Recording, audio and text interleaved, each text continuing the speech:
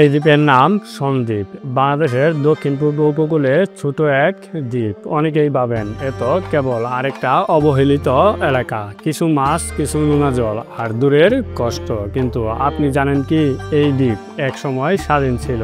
একজন নিজস্ব শাসক ছিল, ছিল নিজস্ব সেনাবাহিনী, আর ছিল এক গৌরবময় পরিচয় যা আজ ইতিহাসের ধুলার নিচে চাপা পড়ে গেছে।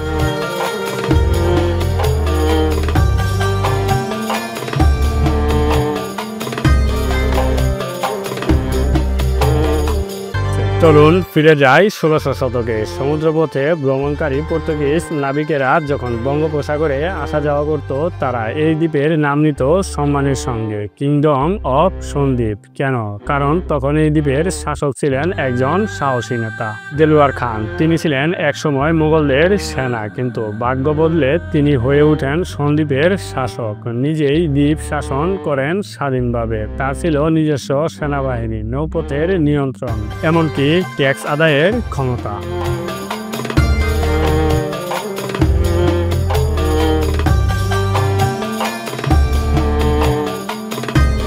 তারপর আসে ব্রিটিশ শাসন, পাকিস্তান আমল এবং শেষে আজকের বাংলাদেশ। সন্দ্বীপ আর কখনো নিজেকে স্বাধীনভাবে পরিচয় দিতে পারেনি, তবু সন্দ্বীপ আজও দাঁড়িয়ে আছে তার সাহসিকতা, সমুদ্র এবং ইতিহাস নিয়ে। এই দ্বীপ শুধু অবহেলিত এক ভূমি নয়, এ এক গৌরবের দ্বীপ, যে কোনো এক সময় নিজে বলতে পারত, আমি ছিলাম স্বাধীন।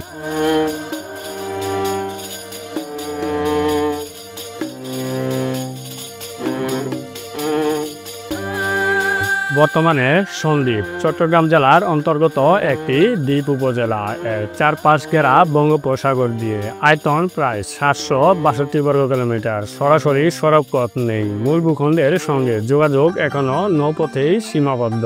সন্দ্বীপে যেতে হয় চট্টগ্রামে সীতাকুণ্ড হয়ে। ঝুঁকিপূর্ণ এই যাত্রা যেন সন্দ্বীপবাসীর প্রতিদিনের রুটিন।